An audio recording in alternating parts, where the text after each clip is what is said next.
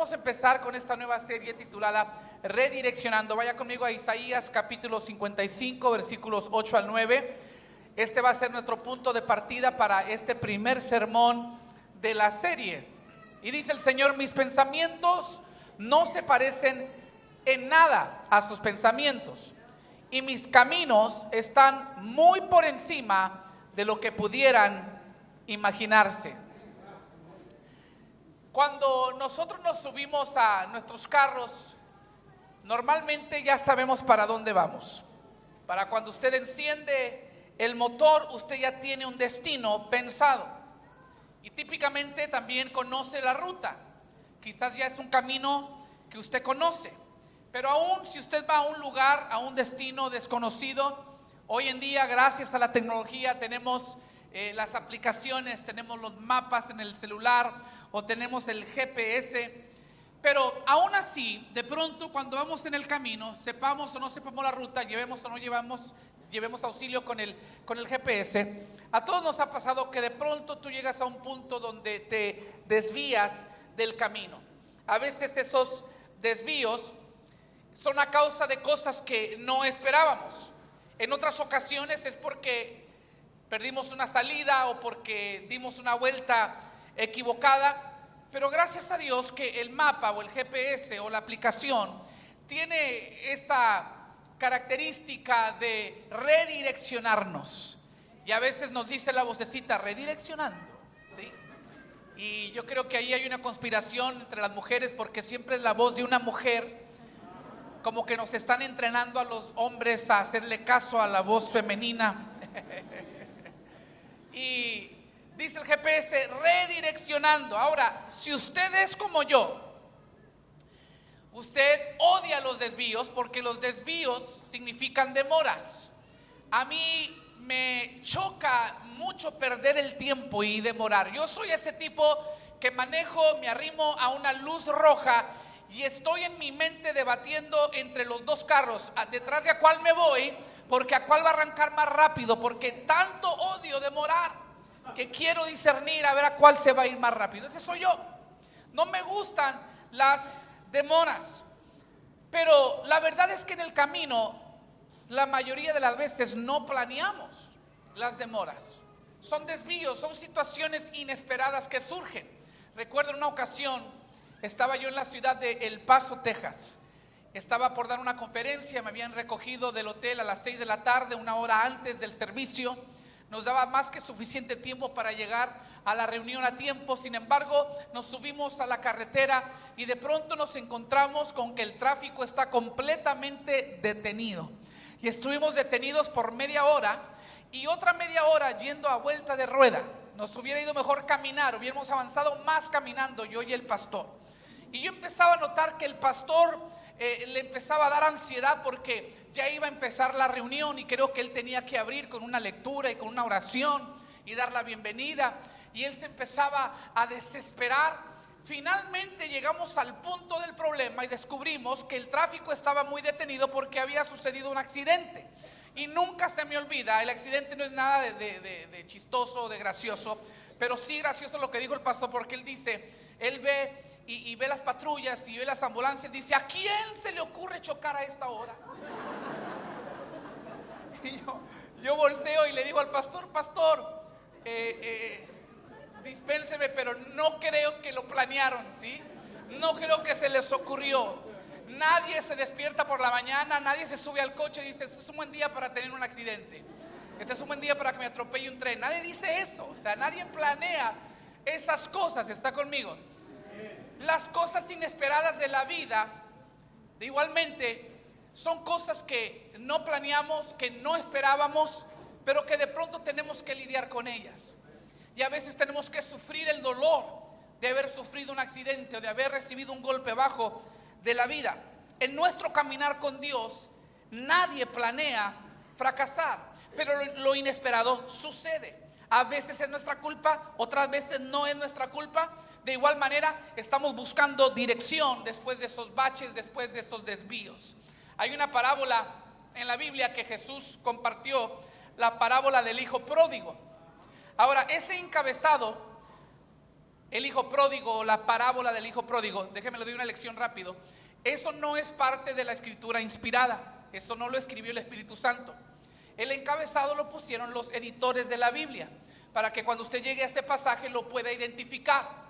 Entonces yo me voy a dar el lujo, porque la Biblia dice que no debemos ponerle ni quitarle la Biblia, pero eso no es parte de la Biblia, eso es parte de los editores.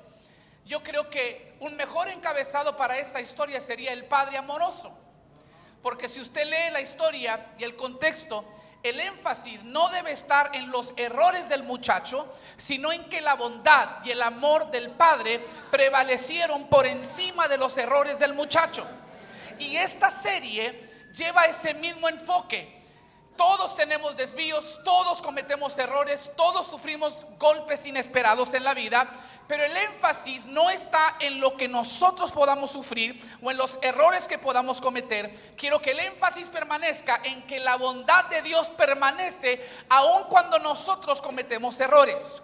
El hecho de que yo haga algo malo no elimina la bondad de Dios. El hecho de que yo tropiece y que yo caiga no quiere decir que Dios cayó. Él todavía está sobre su trono, sigue siendo soberano, sigue trayendo providencia, sigue tornando la maldición en bendición.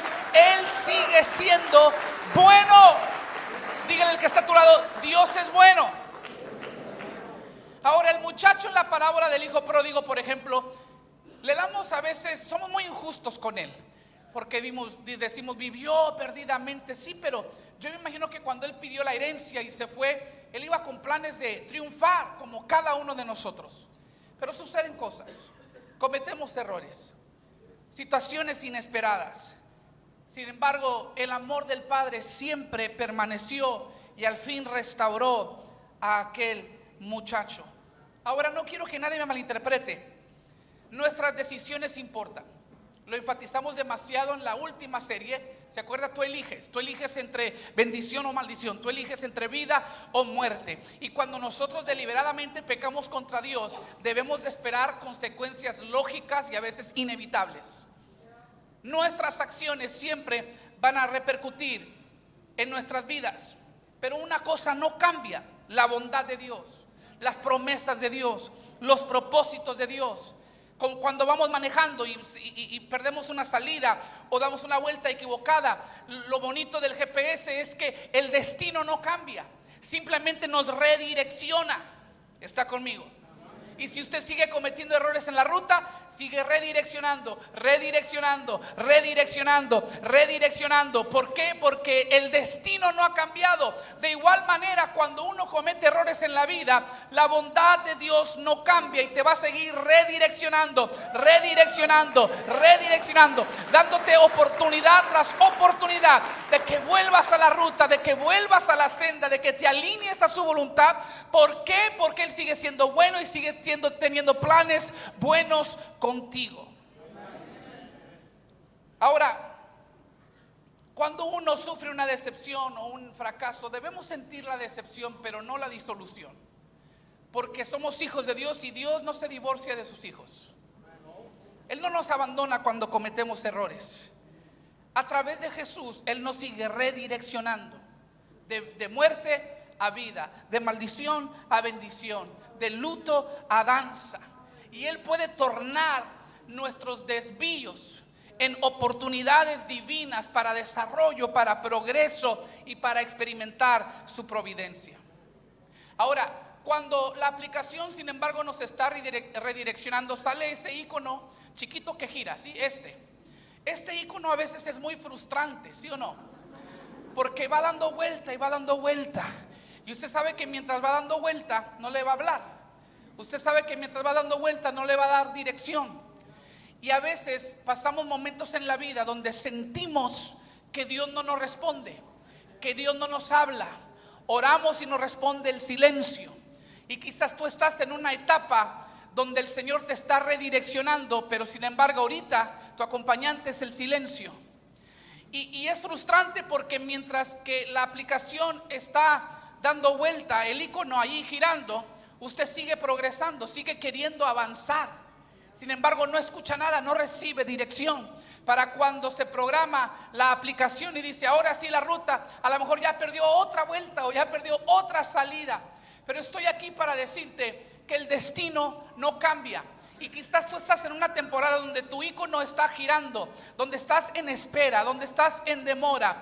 Pero cuando surge la voz, en este caso la voz de Dios, ha venido el día de hoy, me ha usado a mí para venir a decirte el día de hoy, lo primero que Dios quiere que tú sepas es que el destino no ha cambiado y que tú vas a llegar, que Dios te ama, que Dios tiene planes contigo. Quizás no hay claridad, pero viene la claridad. Quizás hay silencio, pero viene la voz de Dios. Quizás no hay respuesta, pero allí viene la respuesta. A veces Dios nos tiene que redireccionar porque sus caminos son mayores que los nuestros. El plan de Dios siempre es mejor.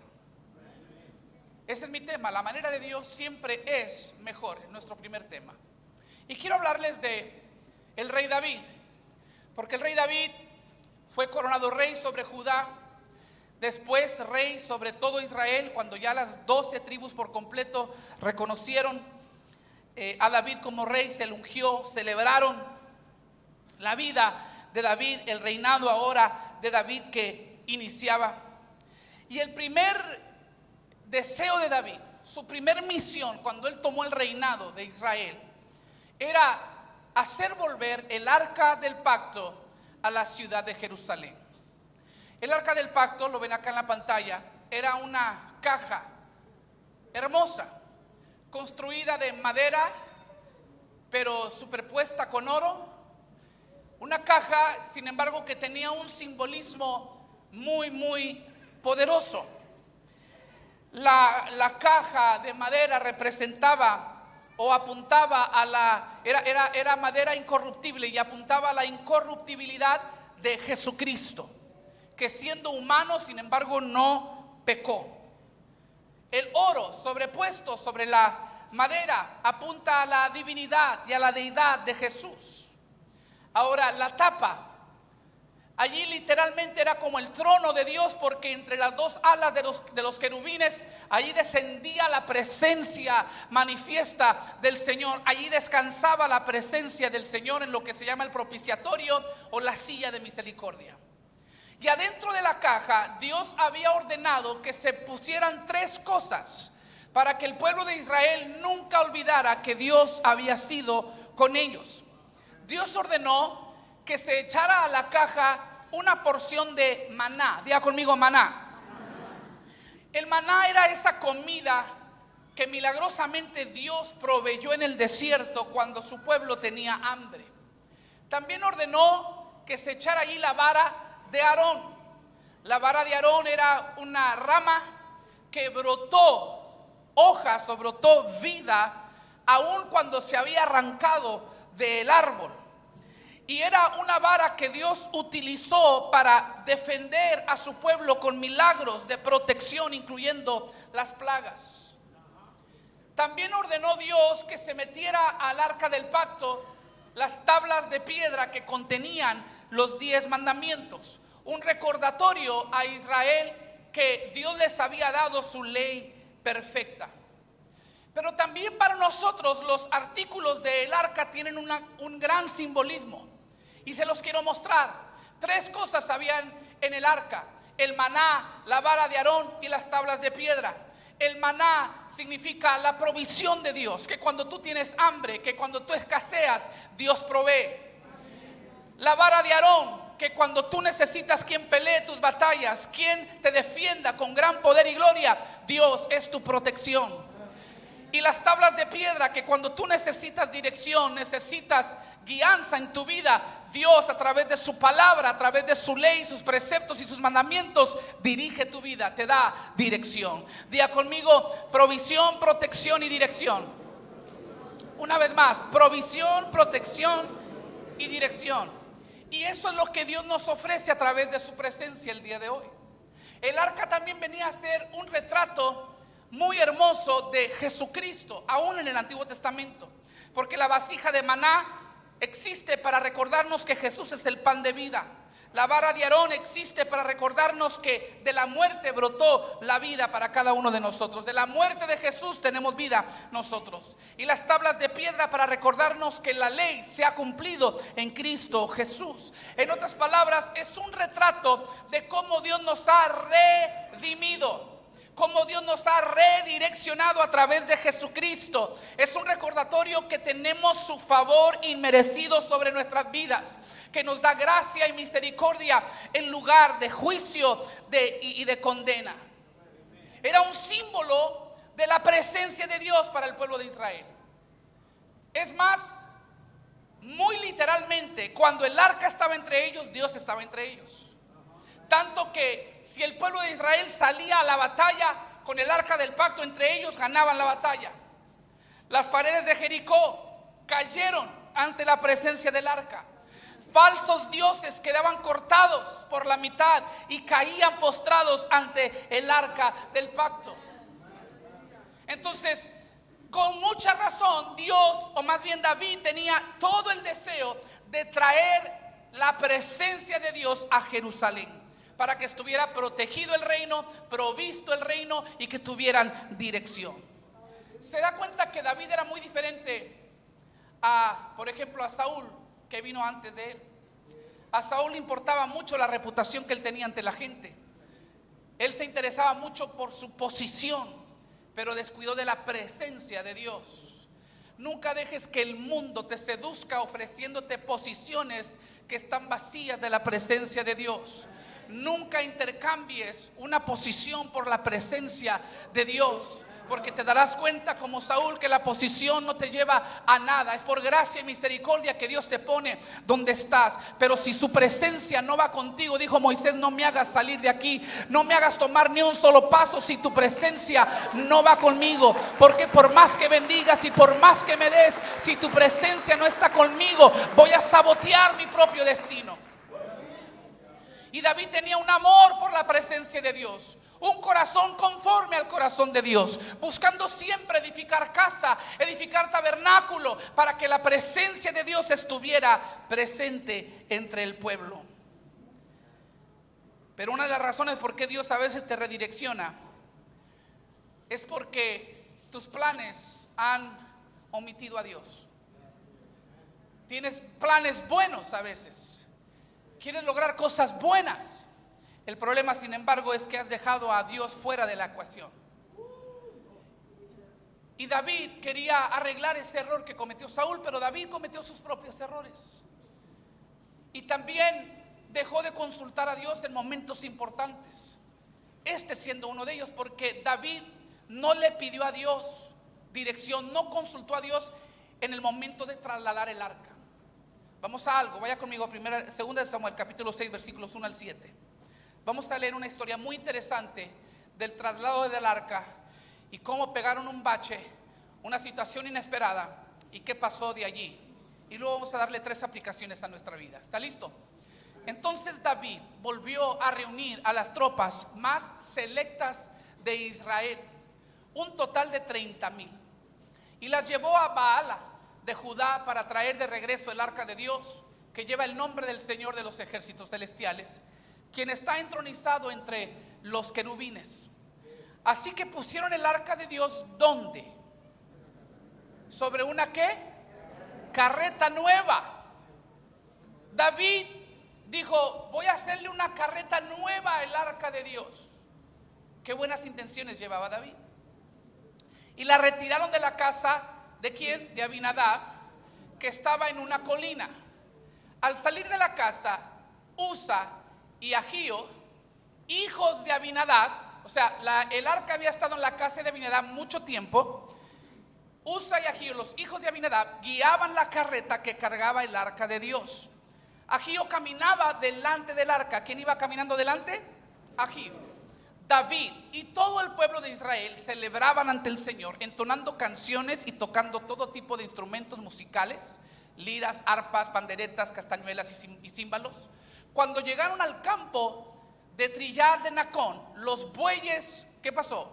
Tropezaron, y Usa extendió la mano para sujetar el arca de Dios. Entonces se encendió el enojo del Señor contra Usa y Dios lo hirió de muerte debido a lo que hizo.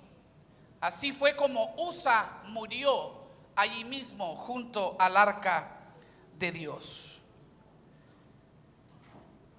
La misión de David era buena, su plan era bueno, pero Dios lo tuvo que redireccionar para darle 3 cosas que iban a poner a David en el camino hacia el poder, a la presencia y a la plenitud de Dios para el reino. Número 1, para los que toman apuntes: cuando Dios te redirecciona es porque te quiere dar un mejor plan. Dile que está a tu lado: un mejor plan. Vamos al versículo 8. David se enojó porque la ira del Señor se había desatado contra Usa.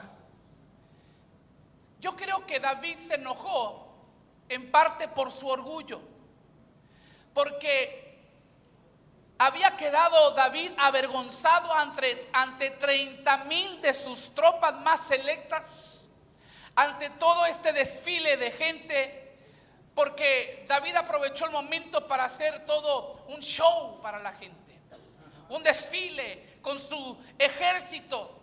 Y ahora, cuando Usa muere, David queda avergonzado. Era como que si Dios le echó agua a la fiesta de David. Y entonces David se enoja. David se enoja porque Dios no hizo las cosas a la manera de David. Pero el verdadero problema es que David no hizo las cosas a la manera de Dios. Dios había dado instrucciones muy claras de cómo cargar el arca. Nadie debería jamás tocar el arca. Era un utensilio extremadamente sagrado, donde descansaba la presencia de Dios, y solamente un grupo especial de levitas tenían el permiso de cargar el arca, no tocándola, sino con unas vigas o con unos palos, cargarla sobre el hombro sin tocarla directamente. Mi pregunta para ustedes en esta mañana es: ¿de dónde consiguió David la idea de poner el arca del pacto sobre una carreta de bueyes? De los filisteos.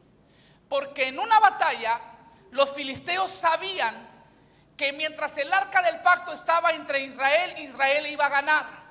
Entonces se les prendió el foco a los filisteos y dijeron: en esta batalla vamos a robarnos el arca del pacto.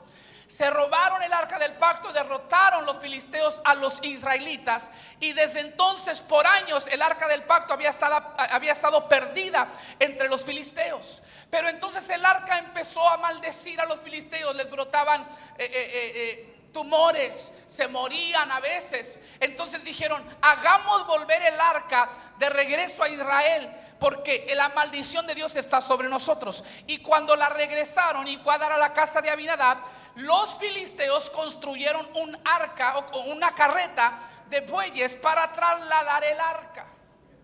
¿Está conmigo?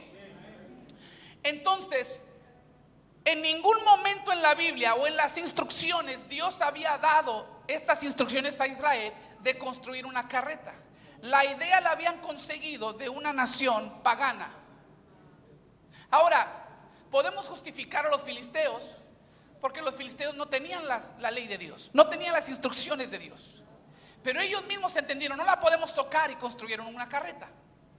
Pero Israel sí tenía las instrucciones detalladas de parte de Dios.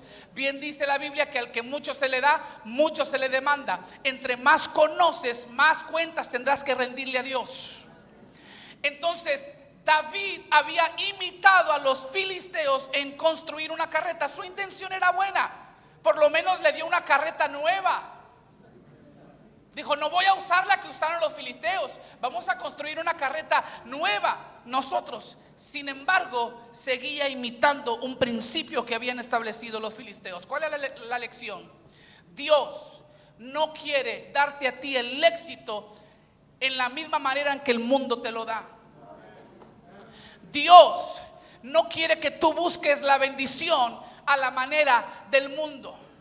En el mundo tú te aprovechas de la gente para llegar a tu meta, pero en el reino de Dios tú amas a la gente. No utilizas a la gente para llegar a tu bendición, más bien tú usas tu bendición para llegar a la gente. ¿Está conmigo? Y el problema con muchos de nosotros La razón por qué muchos de nosotros no hemos llegado a conquistar nuestras metas es porque no hemos descubierto el secreto del reino de Dios. Yo en lo personal he aprendido esto. El secreto a mi victoria es dejar de perseguirlas y perseguir a Dios. Y cuando tú buscas a Dios, tu victoria te busca a ti. Cuando tú vas detrás de Dios, tu bendición te alcanza. Cuando tú persigues a Dios, tus sueños se cumplen. El secreto es dejar de perseguir tus sueños. En ningún momento en la Biblia vas a encontrar persigue tus sueños. Ese versículo no existe, créamelo, lo he buscado y no existe. Pero sí existe Mateo 6:33, donde dice: buscad a Dios y el reino de Dios por encima de todas las cosas, y vivan una vida justa y Él les dará todo. Y en el original griego, todo significa todo lo que ustedes necesitan. ¿Está conmigo?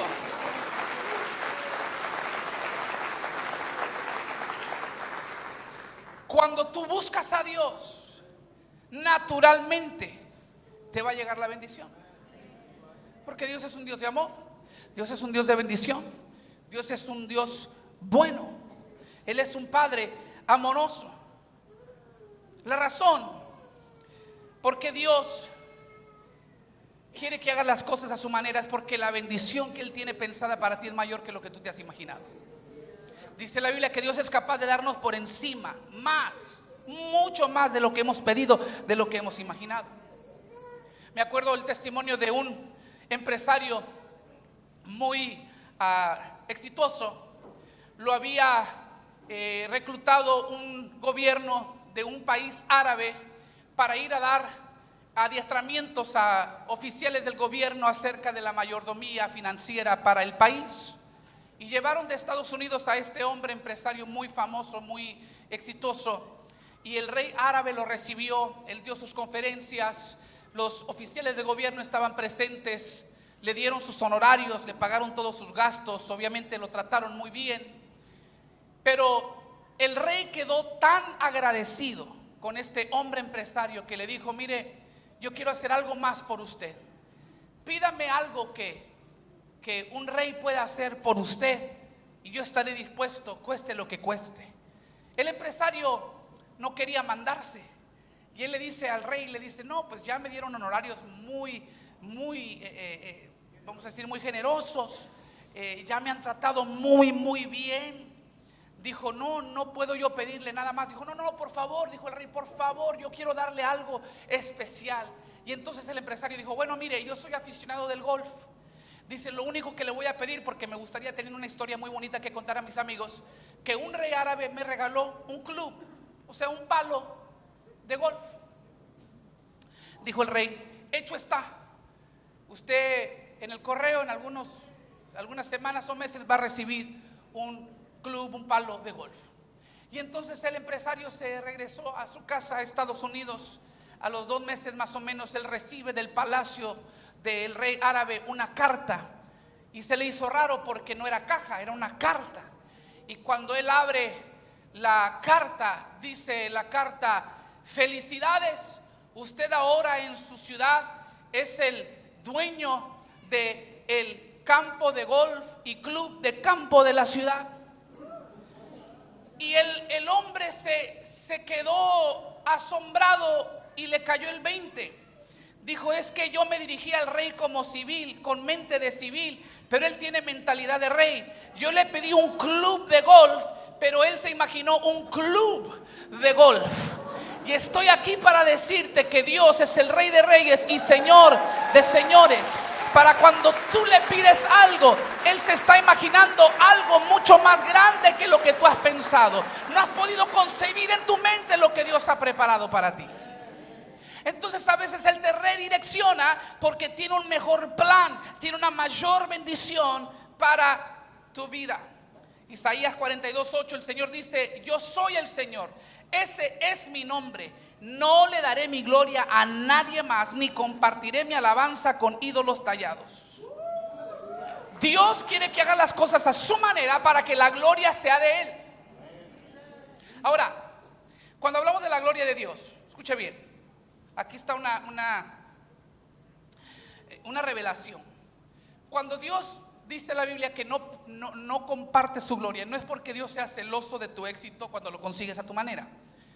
Es que Dios te ama tanto que Él no quiere nada más que alcances la bendición, Él quiere que la mantengas. Y cuando tu bendición viene a base de la gloria o la bondad de Dios, porque esa es otra lección que les quiero dar. Hablamos mucho de la gloria de Dios entre círculos cristianos. Y si yo le pregunto a 50 cristianos qué es la gloria de Dios, recibo 50 diferentes respuestas. Algunos van a decir su majestad, su santidad, otros van a decir su poder, su espíritu, su presencia. Pero yo encontré en Éxodo capítulo 33 la respuesta a qué es la gloria de Dios, porque Moisés había agradado tanto a Dios que Dios le dice, pídeme lo que tú quieras y te lo daré. Y Moisés le dice, quiero ver tu gloria. ¿Qué le dijo Moisés a Dios? Quiero ver tu gloria. Y Dios dijo, ok, prepárate que haré pasar delante de ti toda mi bondad. La gloria de Dios es la plenitud de la bondad de Dios. Todo lo bueno que viene y proviene de Dios, esa es la gloria de Dios. Entonces, cuando Dios habla de que su gloria no la comparte, que tú debes dar gloria nada más a Él, es porque Dios conoce que la bondad de los seres humanos es condicional. La bondad de Dios es eterna y no cambia, porque es la naturaleza de Dios. Dios es amor. Dios no tiene amor, Dios es amor. Dios es bondad. Su gloria es su bondad. Entonces, la gente, mientras tú sirvas los propósitos de la gente, te van a bendecir. Pero en el momento en que ya no les sirvas, te van a despedir, te van a descartar, te van a correr, les va a importar poco tu vida. Pero Dios no es así, porque tú eres su hijo y Él no te abandona y su bondad no cambia, su bondad es eterna. Cuando las cosas vienen a raíz de la bondad de Dios, la bendición permanece. Está aquí.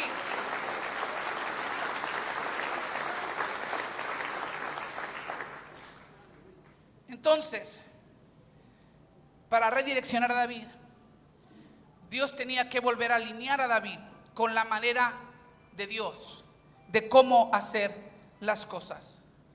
Dios usa a veces las circunstancias inesperadas. Es más, me atrevo a decir que a veces Dios permite nuestros fracasos. Porque cuando no hacemos las cosas a la manera de Dios, Dios permite el fracaso, porque te voy a decir algo. A veces la revelación más grande que tú vas a recibir de Dios, no la vas a recibir en el éxito, la vas a recibir en el fracaso. La adversidad es una universidad muy buena para revelarnos quién es Dios. Porque la Biblia dice, por ejemplo, que Dios está cercano a los quebrantados de corazón. Nos dice la Biblia que Dios tiene un lugar especial para los quebrantados de corazón. Entonces Dios a veces va a permitir el dolor en tu vida. ¿Por qué? Porque Dios te quiere revelar quién es Él. ¿Estás conmigo? En este caso los bueyes tropezaron. Si los bueyes tropezaron, bueno, Dios creó a sus bueyes. Algunos teólogos dicen que a lo mejor pegaron un bache. Bueno, Dios creó esa tierra donde se formó el bache. Y como David estaba haciendo las cosas a su manera, Dios permitió esta situación inesperada que sucediera. Porque a veces Dios nos prueba. En este caso Dios quería probar el temor y la reverencia del pueblo ante la presencia de Dios. Y este fue el error de Usa. Usa quizás fue sincero en querer cuidar el arca de que se cayera. Pero dos cosas. Número uno, cuando Usa pretende detener el arca, está pretendiendo salvar a Dios. Porque el arca era la presencia de Dios. Era como decirle, no puedes contigo mismo, Diosito.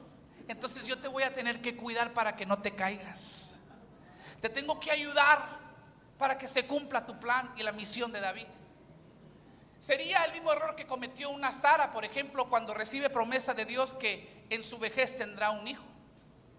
Pero como lógicamente no tenía explicación, ella le dice a Abraham, le dice, toma a mi sierva Agar. Y Abraham muy obediente. Dice, para que nos dé un hijo. ¿Está conmigo? Y no tengo tiempo para entrar en eso, pero el problema que causó Sara en permitir que Abraham tuviera un hijo con Agar, de donde nació Ismael, y ese hijo y esa descendencia hasta la fecha le sigue siendo la guerra al pueblo de Dios hasta el día de hoy. ¿Por qué? Porque cuando tú tienes un plan y pretendes ayudarle a Dios, las cosas van a salir mal. Yo he aprendido en mi vida que hay batallas que tengo que sacar las manos, porque si meto las manos me pasa lo que a Usa. ¿Está conmigo? Si yo meto las manos en los negocios que Dios quiere encargarse, que Él quiere hacer Él solo, entonces pasa lo mismo que a Usa. Catástrofe, muerte, enfermedad, tantas cosas malas. Usa quiso ayudar a Dios. La segunda cosa que hizo Usa, porque muchos dirán, pastor, pero Usa hizo lo que cualquier persona hubiera hecho con un cajón adornado de alto precio. Y ahí estaba el problema. ¿Se acuerda que Ahío y Usa eran hijos de Abinadab? Ellos crecieron con el arca del pacto en su casa. Entonces se habían sobrefamiliarizado con la presencia de Dios. Y ese es un error enorme que cometemos a veces el día de hoy. A veces llegamos tarde a la iglesia y decimos, yo voy por la palabra. Sí, porque la palabra es para usted, pero la alabanza es para Dios. Cuando nosotros alabamos y honramos a Dios, estamos reconociendo su presencia entre nosotros. Y alguna gente dice, yo voy a llegar tarde porque me interesa la palabra. El problema es que la palabra es para usted, la alabanza es para Dios, y usted no tiene ningún derecho de hacer un giro si no ha hecho antes un depósito. Y usted tiene que depositarle a Dios la alabanza para después girar su bendición de la palabra que Dios le da. ¿Está conmigo? Entonces, Dios quería probar la reverencia. ¿Por qué? Porque se habían sobrefamiliarizado con la presencia de Dios. Que Usa trató el arca como cualquier otro objeto de alto precio. Se le olvidó que era la misma presencia de Dios y que era extremadamente sagrada y que debía tratarse solamente como Dios lo había mandado. ¿Está conmigo esta tarde? Usa cometió este error y pagó con su vida. ¿Por qué? Porque igual que Sara, cuando tú haces las cosas a tu manera, cuando construyes carretas, cuando Dios no te mandó a construir carretas, cuando expones a tu sierva, cuando Dios no te dijo que ofrecieras a tu sierva, cuando pones tus manos sobre el arca, cuando Dios explícitamente te dijo no tocarás el arca, cuando tú haces las cosas a tu manera, vas a pegar baches, vas a sufrir golpes bajos, vas a sufrir resbalones, pero la buena noticia es que la presencia de Dios y la revelación más poderosa de quién es Dios se experimenta en la adversidad.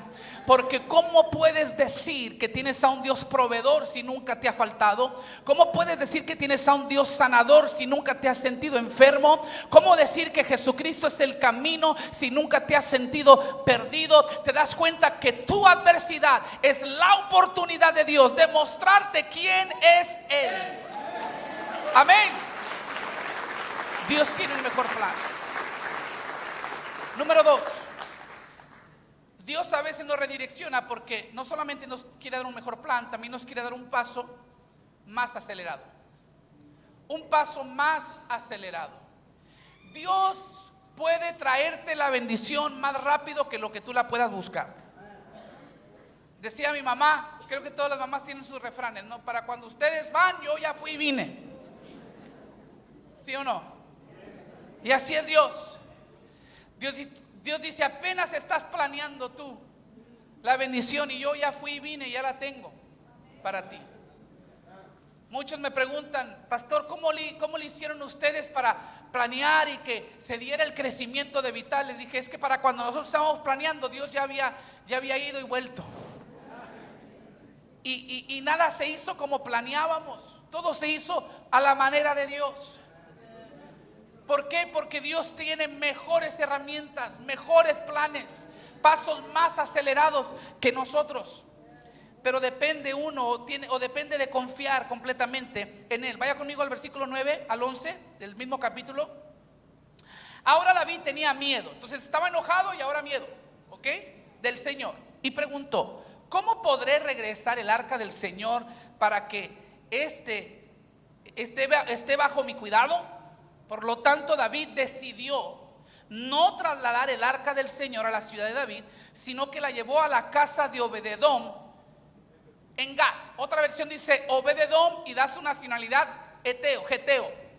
El arca del Señor permaneció en la casa de Obededom ¿por cuántos meses? 3 meses. Y el Señor bendijo a Obededom y a los de su casa. Otra versión dice: y todo lo que tenía. Mire esta actitud de David. David se enojó y tuvo miedo. Y tan fácilmente abandonó la misión que le había costado tanto. Porque ustedes leyeron que trajo a 30,000 tropas, desfiles, hizo una carreta nueva, todo lo planeó, sus intenciones eran buenas, pero en el momento en que las cosas no salen como él esperaba, se enojó contra Dios. Espero no pisar algunos deditos. Bueno, sí los quiero pisar. ¿Para qué le miento? Porque de igual manera, nosotros a veces cuando las cosas no salen a nuestra manera, nos enojamos con Dios. ¿Y sabe qué hizo David en su ira, en su enojo? Él entró en un enfrentamiento de 3 meses con Dios. Un enfrentamiento donde le aplicó la ley del hielo. ¿Sí saben lo que es la ley del hielo, verdad? Cuando no se habla. Y a ver quién quiebra, a ver quién se rinde primero. Entonces David dice: ¿sabes qué, Señor? Todo lo que hice, y luego se murió Usa, se tropezaron los bueyes. ¿Sabes qué? Ya ni me importa. Voy a ir a dejar el arca del pacto en la casa de Obededom geteo. Obededom no tenía ningún derecho de participar de la bendición de tener la presencia de Dios en su casa, porque ni israelita era. Sin embargo, Dios bendice a los que le abren la puerta. Tú estás aquí esta mañana y quizás no te sientes merecedor, pero si le abres la puerta, tú estás aquí, mañana estabas pecando, pero si le abres la puerta, ayer estabas perdido, pero si le abres la puerta, tú estás aquí, sientes que no hay perdón, pero si le abres la puerta, Dios te bendice, aunque no seas el indicado. Entonces Dios hace algo, porque David se empieza a portar grosero con Dios, no le está hablando a Dios, fue y rumbó allá el arca del pacto, que al cabo no me importa, porque así nos portamos con Dios, ¿verdad? No nos salen los planes y decimos: que al cabo no me importa, la vida sigue, contigo o sin ti, dijo el salmista Joan Sebastián, ¿sí? Voy a ser feliz, contigo o sin ti. Y David se va. Pero lo que tenemos que entender es que cuando tú te enfrentas con Dios y le aplicas la ley del hielo, porque ahí está David no le está hablando a Dios, Dios no le está hablando a David por 3 meses. Yo imagino que Dios lo estaba viendo: ay, criaturita de Dios, ¿tú crees que me vas a quebrar a mí? ¿Tú crees que si yo te puse esa actitud que tú tienes, ese temperamento que tú tienes, yo te crié, yo te diseñé con eso?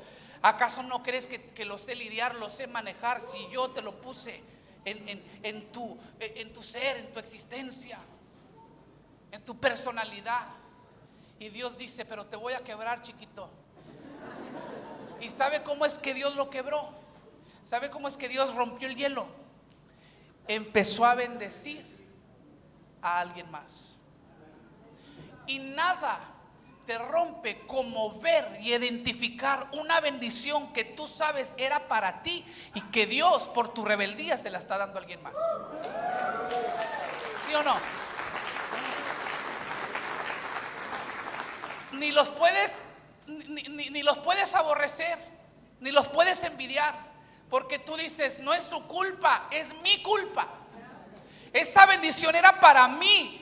Y como yo rehusé y yo fui rebelde y me porté grosero con Dios, Dios está bendiciendo a alguien más. Yo los amo mucho, mis queridos hermanos, pero Dios, yo nunca quiero que le dé a alguien más mi bendición. Yo quiero que Dios le dé su bendición y quiero que me dé a mí mi bendición. ¿Está conmigo? Y David, ahí está. No me importa, voy a arrumbar el arca del pacto. Y luego le dicen, oye, en 3 meses Dios ha bendecido a Obed-Edom y todo lo que tiene. Ya le pegó una segunda planta a la casa. Los hijos se fueron a las mejores universidades. Sus hijas ya salieron embarazadas. La suegra ya se murió. Está bien bendecido, o sea, está bien bendecido Obed-Edom. Y acá está David, no me importa. No. ¿Qué dijeron? ¿Qué?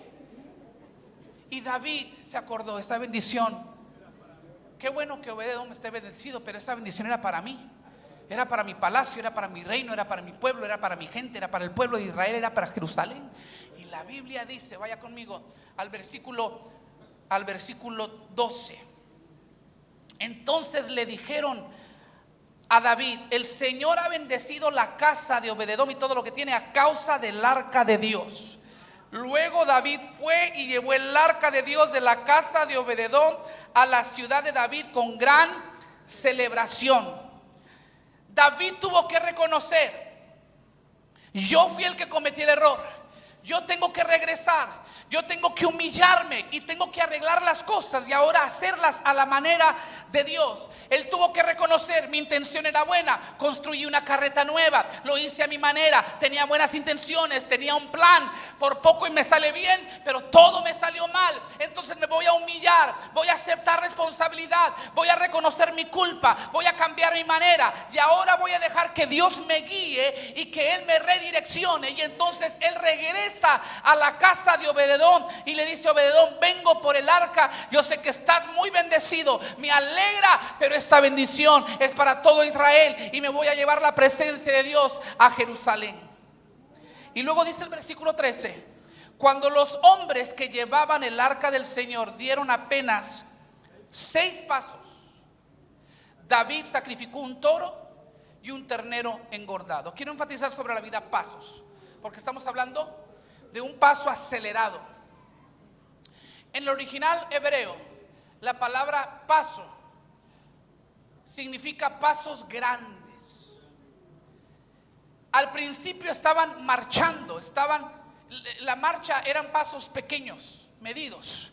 Pero los pasos, la palabra que se utiliza aquí son pasos grandes, porque cuando tú te humillas y te sometes y reconoces tu falta y metes a Dios a la ecuación, Dios empieza a premiarte, acelerando el paso de la llegada de tu bendición. Empiezas a tomar pasos más grandes porque tu fe va incrementando. Cuando tú tratas a Dios como que Él es grande, Él se manifiesta como que es grande. Y la Biblia dice que tomaron 6 pasos grandes y luego ofrecieron sacrificios al Señor. Esto es tan poderoso porque 1, 2, 3, 4, 5, 6 y David dijo, aquí nos detenemos y vamos a adorar a Dios, vamos a ofrecerles sacrificios. Le voy a decir por qué hay una revelación poderosa aquí, porque en la numerología bíblica el número 6 representa el número del hombre, representa la debilidad humana. El hombre no se hizo solo, el hombre fue creado en el 6º día de la creación.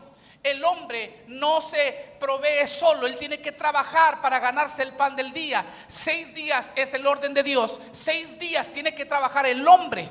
¿Por qué? Porque es un hombre débil que tiene que producir y tiene que trabajar. Entonces el número 6 representa la debilidad humana. En cambio el número 7 es el número de Dios, es el número completo, es el número de perfección. Dios hizo la creación en 7 días, Dios descansó en el 7º día. Dios estableció 7 fiestas anuales. En el libro de Apocalipsis hay 7 iglesias, 7 ángeles para cada iglesia. Y la resurrección de los muertos ocurre después de la final o la 7ª trompeta. Hay en el continente 7. Hay en la tierra 7 continentes. Hay en el arco iris 7 colores. En una escala musical hay 7 notas, porque el número 7 es el número de perfección. Es el número de cosas completas. Es el número de Dios. Entonces escuche bien, David tomó 6 pasos, adora y luego toma el 7º paso, porque David tenía un corazón conforme al corazón de Dios y entendía esto, que el puente entre tu debilidad humana y la perfección de Dios es la adoración. Cuando tú adoras a Dios, Él te lleva de tu debilidad a su poder. ¿Está conmigo esta tarde? Por eso es importante humillarnos bajo la poderosa mano del Señor y adorar, porque esto va acelerando el paso. Dejas de ver las cosas llegando a la medida de tu propia fuerza y empiezas a ver pasos acelerados, porque ahora las cosas se están cumpliendo a la medida del paso del poder del Espíritu de Dios. Número 3, y termino, pasa el grupo de alabanza. Dios te redirecciona porque también quiere darte una posición mayor. Vamos a repasar. Te quiere dar primero un mejor plan. Segundo, quiere darte un paso más acelerado. Y tercero, quiere darte una posición mayor. Cuando iniciamos el capítulo 6 del segundo libro de Samuel, David era el que lideraba. Él era el que estaba encargado de todo. Estaba presente el arca del pacto, pero el protagonista de la historia era David. ¿Sí notó eso? Porque él vino con toda su majestad, con todas sus tropas, demostrando su poder, demostrando su fuerza humana. Llegó con toda su pompa y solemnidad, en un desfile lleno de glamour, lleno de majestad. Pero aún así dice el versículo 4 que era Ahío quien caminaba delante del arca. O sea, David venía demostrando todo lo que él tenía, tanto que se olvidó que más importante era la presencia de Dios en su vida. Y alguien más iba delante del arca. Pero en el versículo 14, mire lo que dice la palabra. Ahora David ha cambiado de posición. Antes era Ahío quien iba enfrente, pero en el versículo 14 dice: y David danzó ante el Señor. Esa palabra antes dice delante, es decir, delante del arca del pacto con todas sus fuerzas.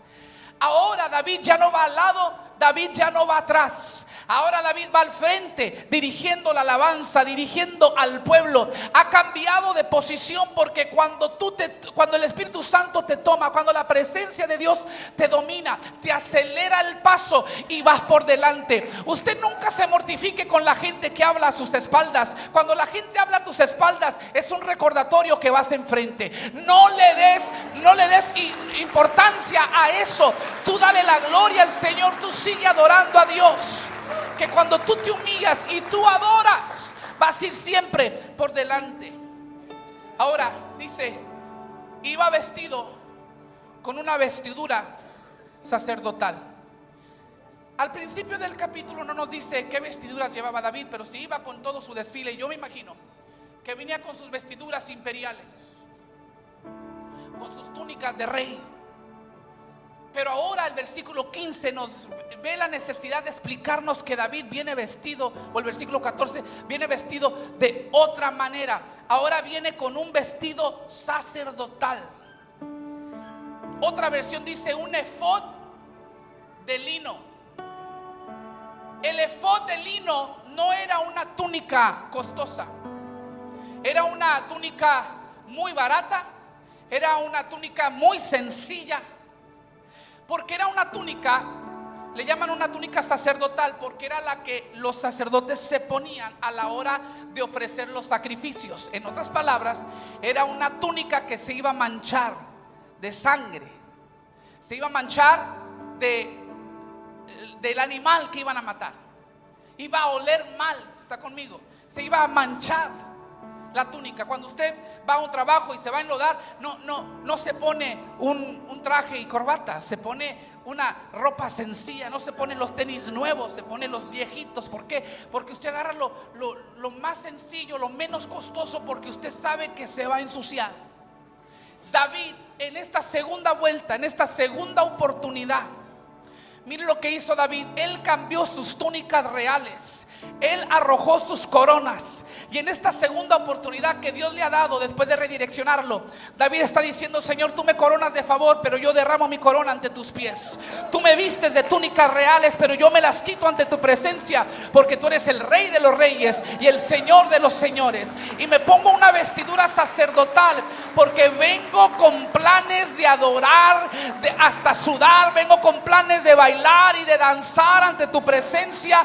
No me importa si me tengo que humillar, no me importa si me voy a ensuciar, no me importa si voy a sudar. Voy a adorarte con todas las ganas, con todas las fuerzas de mi corazón. Me quito todo lo mío para ser vestido y vestido de tu poder, y me humillo como un hombre sencillo y común. Me humillo en adoración ante la mano poderosa de Dios. Y la Biblia dice en Santiago capítulo 4 versículo 7 que el que se humilla delante de Dios resiste al diablo hasta que el diablo tiene que huir. El versículo 10 dice que el que se viste de humildad delante del Señor, Dios lo levantará con honor. Lo repito: Dios, si te humillas, te levantará con honor. Ponte de pie conmigo.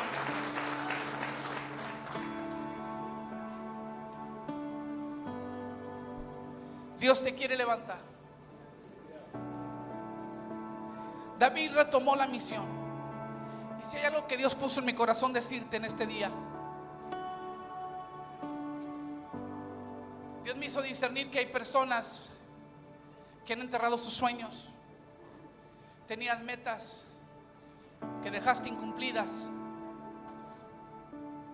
Hay ministerios que nunca empezaron, porque pegaste un bache, porque sufriste un resbalón, porque tu carreta sufrió un tropiezo, y te diste por vencido y abandonaste la misión, y fuiste, la rumbaste por allí.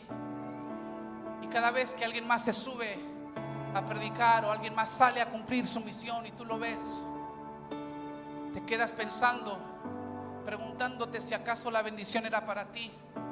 Pero como la rumbaste, Dios te la dio a alguien más. Pero la Biblia dice que el llamado es irrevocable. Dios puede bendecir a otro en tu lugar, pero nunca con tu bendición. Él la reserva para el momento en que tú regreses al camino. Y Él te está redireccionando el día de hoy. Y si algo Dios me dijo que te dijera es: retoma el sueño, retoma el ministerio, retoma la empresa, retoma esa meta que te habías propuesto. No era que la meta o que el plan o que la misión estaba equivocada, es que no habías metido a Dios en el asunto. Pero ahora que tú sabes humillarte ante la presencia del Señor, ahora que tú sabes obedecer los preceptos de Dios, Dios dice: vuélvelo a intentar. Y vas a terminar con tanto gozo que vas a danzar ante la presencia del Señor sin importarte quién te esté viendo, quién te critique. Tú vas a disfrutar de una gloria y una alegría como jamás habías experimentado en tu vida. ¿Por qué? Porque ahora la presencia de Dios va contigo, peleando cada batalla y proveyendo cada victoria en tu vida. Si lo crees, en este momento te voy a pedir: sal de tu lugar y ven a este altar. Dios te está redireccionando y Dios todavía tiene planes contigo. Él sigue siendo fiel. Él no te ha abandonado, Él no te ha dejado. Él todavía tiene planes y propósitos divinos contigo. Gracias por visitar nuestro canal de YouTube.